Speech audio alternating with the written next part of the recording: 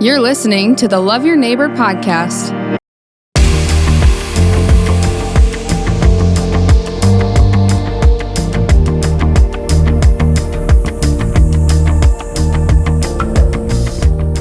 It's a Link podcast. How we A doing? man who needs no introduction. The Mike Smith is with us today. So we're going to dispense because I'm fascinated by your story. You grew up, where did you grow up at? A city called Salinas in Central California. Salinas. What was it like growing up in Salinas, California?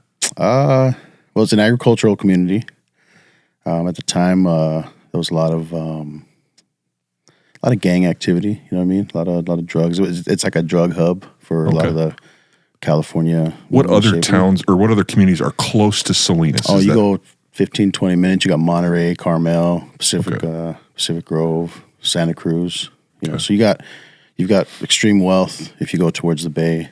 You know, but in our area it was a pretty lower income. You know? Is that near Fresno? Like I'm not a geography person. You'd have to go over it. Fresno's kind of in the valley. You have to go towards the ocean more. We're about maybe 25 minutes from the ocean. Okay. Yeah. So what should be I don't know how it is now, but at the time, what should have been a really, really nice community was plagued by it was a beautiful community growing up, but it was plagued by a lot of problems. You know, both my parents were in prison when I was growing up and stuff. So. No kidding. Wow. Yeah.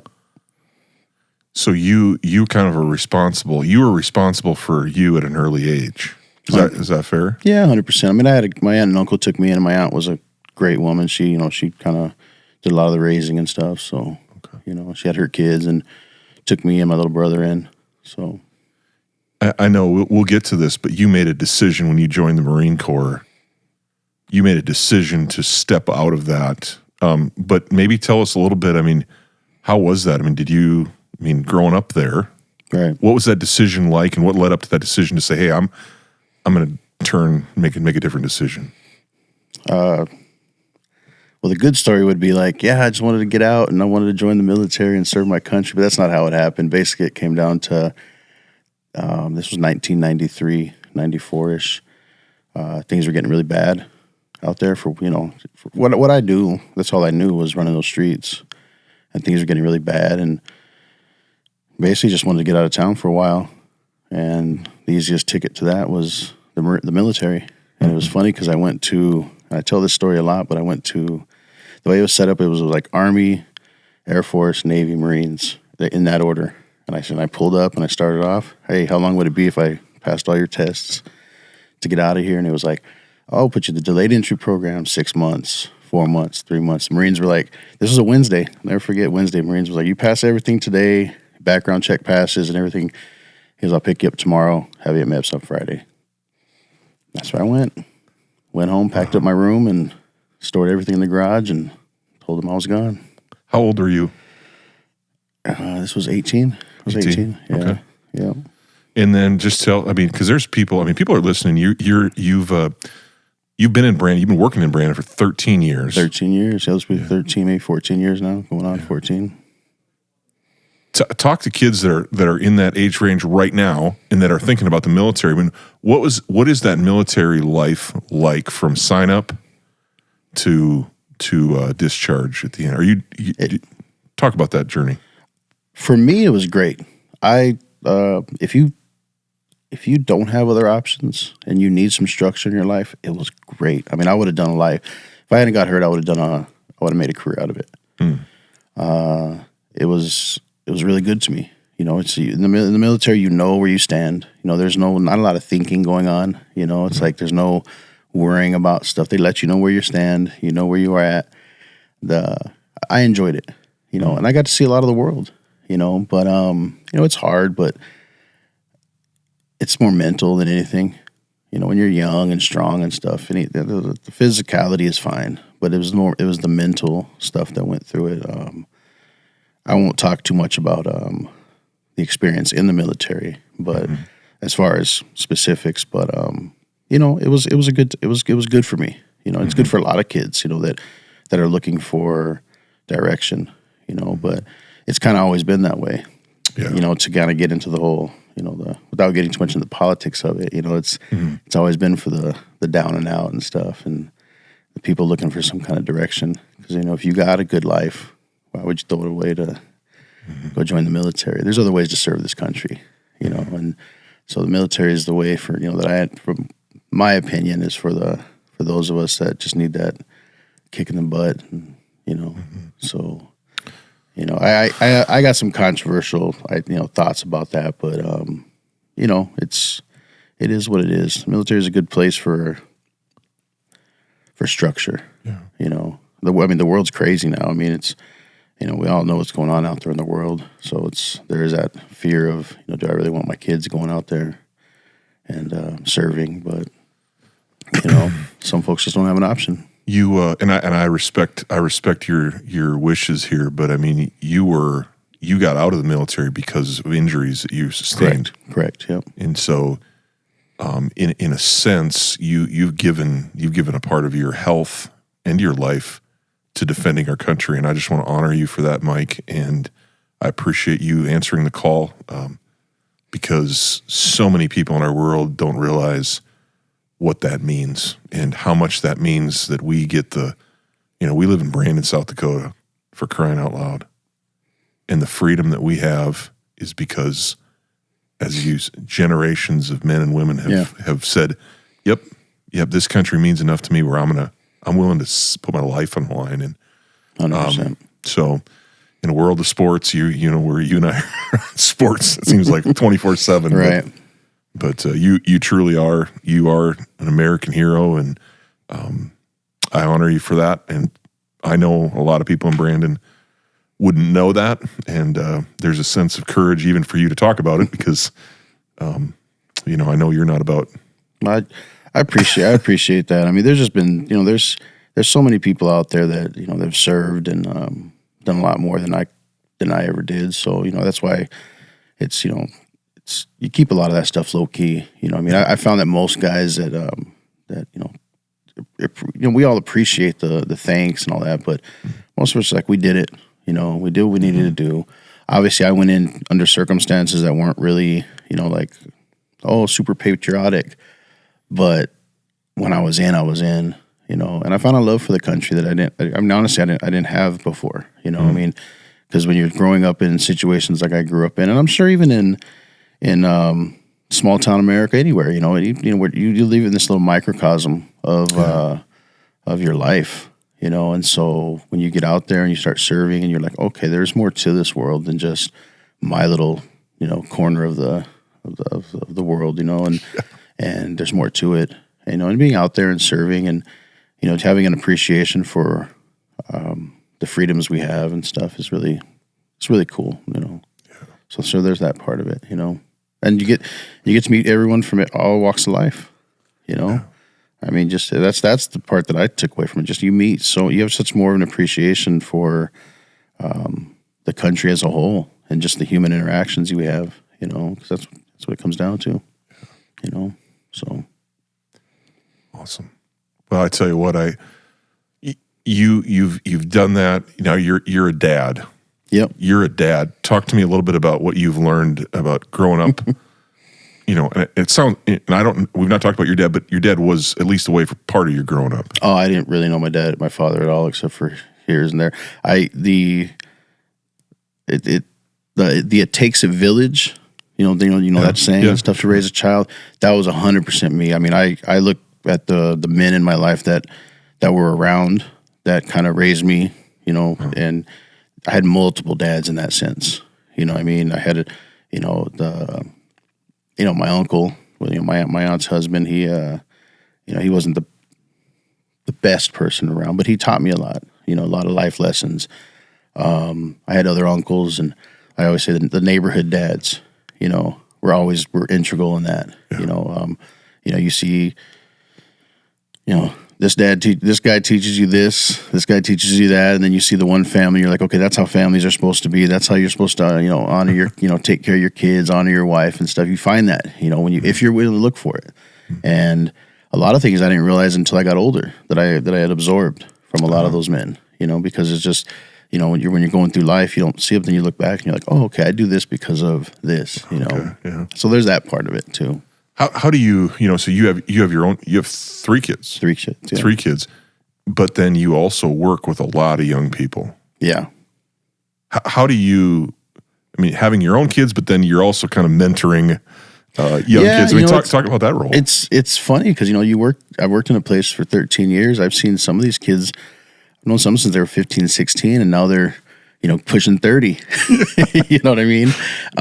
It's great to see the ones that really, are working hard and just, the youth now has this kind of a bad rap, but there's some that are just amazing, and you take on that fatherly role, in a sense, not to them, but in the way you feel about them, and the way when you see them and stuff, or they go off to college and they move on to their careers and they come back, and you're just like happy to see them because you're like, oh my gosh, you're doing very well for yourself. It's good to see that. It's really good. It's just, I don't know. There's some there that, like I said, they're almost 30 now. I've known them since they were 15. And it's like, wow, they're doing really good. What was it like for you to see? I'm going to forget his name, but the kid that was on that island show that worked at Tailgators, graduated a few years ago. Oh, that was funny. He was always a character. He was always a character and stuff. So, when that, I didn't watch the show. It just kind of everyone talked about it and stuff, and I was like, oh yeah, that makes sense. But you see that these kids go off and they do great things. You see some of them go off and join the military. So, some go off and become nurses and. Everything under the doctors, everything under the moon, and it's really cool to see that, I have a lady that is a part of our church, and when she first got married, before they had kids, she worked at Tailgators, and I think just the all the people that I've gotten to know over the years at Tailgators, what an opportunity to learn about service and serving others. Yeah, it's truly. It's an education in life when you choose a profession where that's your job, is to serve people. Yeah. It wears on you though. Does it? It does. It sometimes it just really wears on you. Especially, sometimes I see, myself, but sometimes I feel bad for the kids, and I say kids, some of them are in their 20s and stuff, but when they're dealing with, people come in sometimes and, life is life, and you get frustrated with life. And sometimes that straw that breaks the camel's back for that day is, a mess up on an order or something. Mm-hmm. And it just goes at these kids. And I feel bad for them sometimes. I myself, I got pretty thick skin. So, I kind of, I feel bad for the people that complain to me because I'm like, gosh, I'll fix it, but don't get so aggressive. And so I get pretty protective of the kids though. Sometimes, if I got someone kind of upset at making one of the girls cry or something like that, I'll go to a table and talk to them. So it doesn't happen often, but it's lessons though. They learn to deal with that kind of adversity. Because that's how life is. It's not life isn't all. Not everyone's gonna be happy all the time. I have to believe, because I know I've been this guy at Tailgators. I want this game on that TV. That's got to be one of the worst. I don't touch the TV. You could ask anybody. I'd talk to Dave or Zach. You just delegate that one, right? I have to. I get the TV. This game on this TV. TVs frustrate me. And one time I was trying to change. This was years ago, and I don't know if it traumatized me, but I was trying to change the TV, and it's like the whole system messed up on me, and it took Dave and the guys like forever to fix it. And I was like, I don't even know what I did. They said I think it was like something going on with the satellites or something, but I just felt like it was my fault. So I just like, I don't even know what's going on, man. I'm not the most tech savvy kind of guy. See, this is what the Links podcast is all about. See, we all know your strengths. We all know your lane. But to hear you say that you too, like you messed it up one time. Oh, boy, all the time. That's a vulnerable all the time. statement. I try, but I'm sure a lot of people, if anyone watches, they're gonna be like, "Oh, this jerk," because I'll be behind the bar sometimes, and I'm just like focused on the work, and people come in with smiles and stuff. I'm all about, hey, what's up? But some people come in and they're gonna get this. I'm at that age where they're gonna get the same energy that they bring to me. It's like You know, what's the great? So this you can. And maybe you'd be comfortable giving a dollar amount, but what's the best? Because I want to turn this a little bit because you and I are both very positive people. I like to think so. Yeah. Yeah. What's the greatest customer experience as a server? Like where someone came in and they were just like the best customer. Like it doesn't have to be a dollar amount, but I would be fine if you'd share your greatest tip ever. But has there been a time where you're like a customer that you're like, yeah, this is why I do it? It's the repeat customers. It's the ones that come in and they're, like Tailgators is like their meeting spot. Their watering hole, their place to come in. They've had a bad day. They're going to come in and they're going to try to have a better day. They're not going to bring their bad day in and put it on us. They want to come in and have a better day. And we're able to help with that. I love a lot of our regulars that come in and they just always, have a smile on their face or even if they don't, but they come in and, by the end of it, we're laughing or, talking trash or whatever. And some just don't even want to be bothered. Some just want to come in and, have a drink, have their food, and you have to be able to read that, Yeah. But I that's the one thing that I like. It's just the regulars that come in and, we're part of their life. You get to know their families and stuff, but it's sometimes you make impacts on people's lives and you don't even know it, Mm-hmm. A lot of people that go into Tailgate, everyone knows Rand, and that I could, if an older couple came in and had never been to Tailgaters, and when I say older, I mean retired or something like that, I couldn't give them a better server than Rand. He brightens people's days, People come in and stuff like that. Somebody he doesn't recognize. If you came in there and you've never been there before and you got a guy like him, you're going to be happy by the end of it. He's just, and we have a lot of the other kids that are like that. That are just, even if they're having a bad day, they're going to go to that table and just be, super positive. So it's talking about the best customer interactions. They're all great in some senses. Sometimes you get the bad. I work days, so I don't get a lot of the bad apples. The ones that come in and maybe just have a little bit too much and get a little too wild. But, there's been times where I've had, you have to kind of, tell people to settle down a bit and stuff. But overall, people come in and they're in there to just, if they're with their family, they're in there to have a meal with their family, And so it's our job to kind of make that as good as it can be.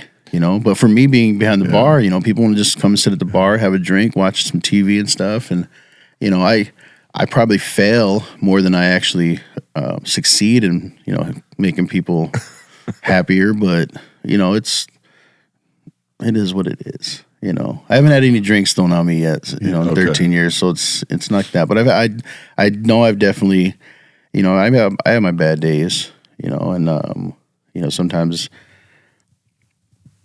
I don't verbally express my bad days, but I've been told I have a very intense energy on my bad days. And cloud. But I hate that, but it's something that I've been dealing with for years and stuff. A lot of it comes, whatever comes from the military, what experiences I've had. But I try not to be that way. But it is what it is. Mm-hmm. Overall, I try to be positive. I try to be happy and stuff, and sometimes it don't work out. You never fail to brighten my day. That's for sure. Well, like I said, I'm one of your customers that I come in sometimes and you wouldn't know it, but maybe you would, but I'm not having a great day, and just to have you ask your question to me, and I love that. I just love. Oh, we have a great time though.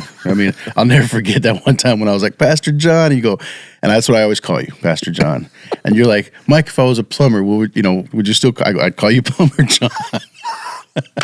That's just it though. You get the people that'll understand your sense of humor, understand your. I feel like that's a dog whistle move at the bar. What's that? When you call me Pastor John, I feel like that's you dog whistling me to let everybody in the bar know a pastor just walked in. 100%. 100%, man. What do I always tell you when you come in with other people? Like, how's the soul saving business? I love it. It's all about that comes from respect. It really does. It's no different than having one of the coaches come in. Hey, coach.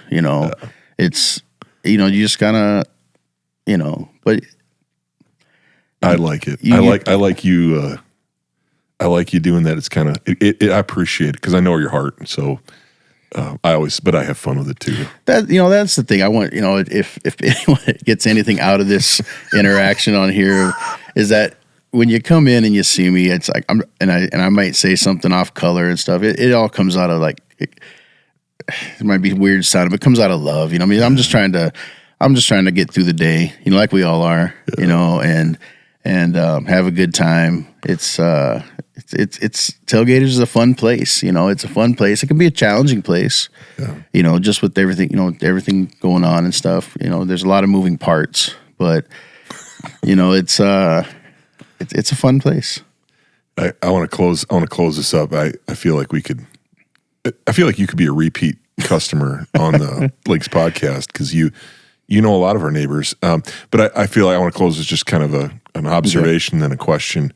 Question first. So you've been in Brandon serving. Who's the biggest celebrity you've ever served?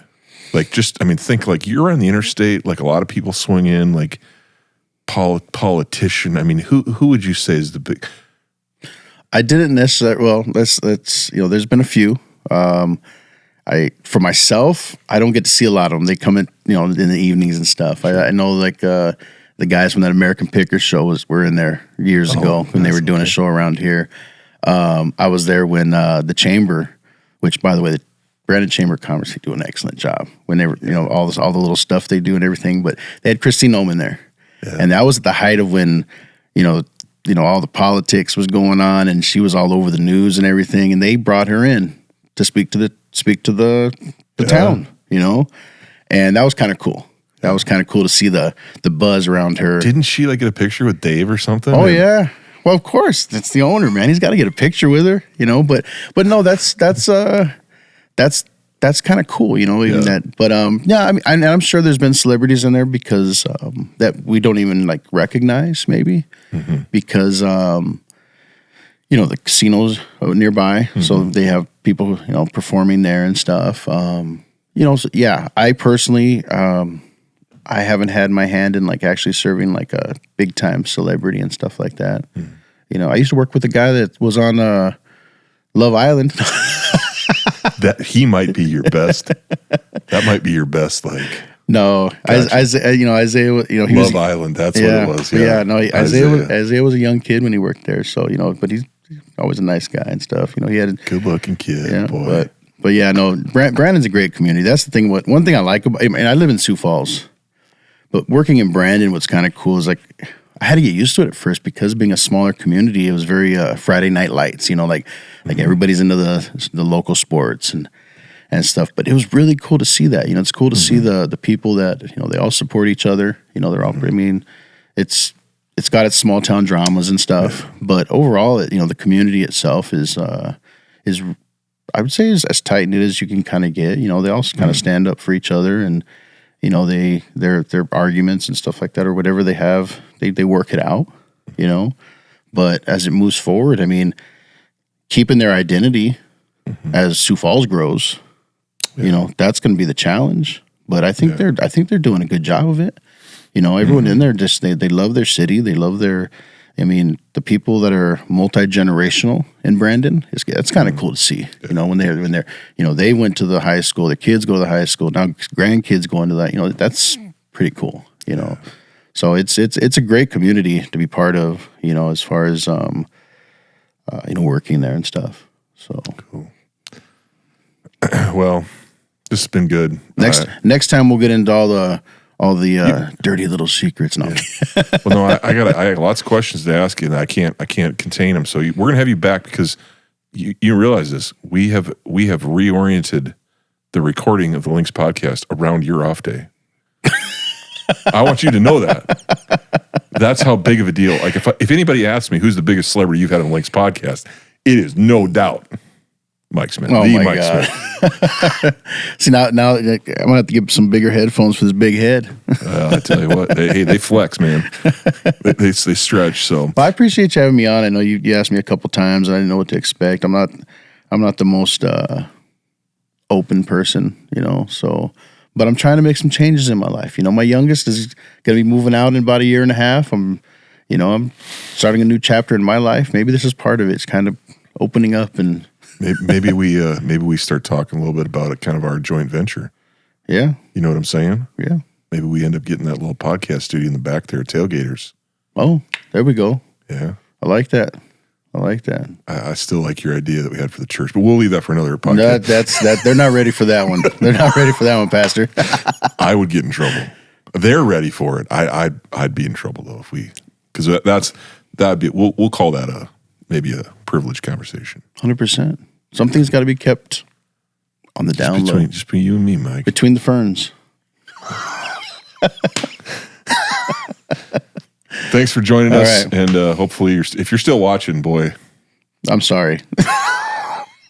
If you're still watching, wow, thank you. Thank you. Share and like this conversation, and just tell people it's our greatest resource in Brandon is our people, and one of our greatest, obviously, places for community is Tailgators and many of the other wonderful restaurants. But Tailgators, that's my home, that's my place, and you got Mike. It's a good spot. Maybe one day we'll get Dave on here. It's a good. Oh, geez, that would be awesome. You got to work on that. You got to get him on there. Well, I think this is the first step. He probably won't talk, but at least he'll sit here. Oh, he'll talk. I'll get him talking. Hidden camera. That's what you need. Hidden camera.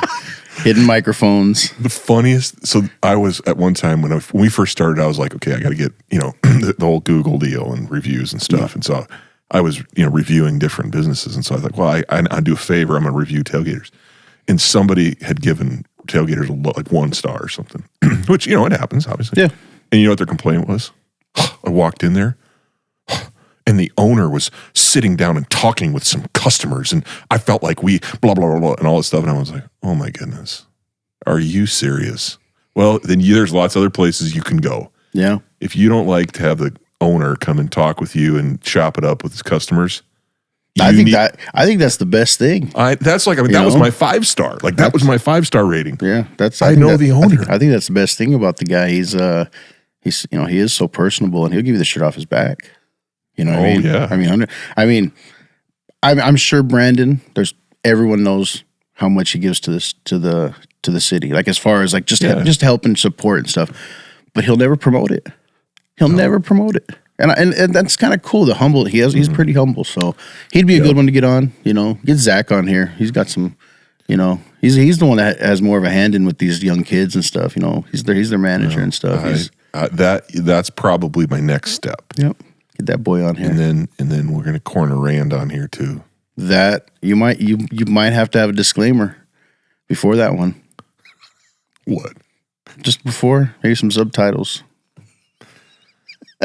We don't have to use it. Just because we record it doesn't mean we have to use it. Good point. No, you get those guys on here. Get Rand and Dave on at the same time.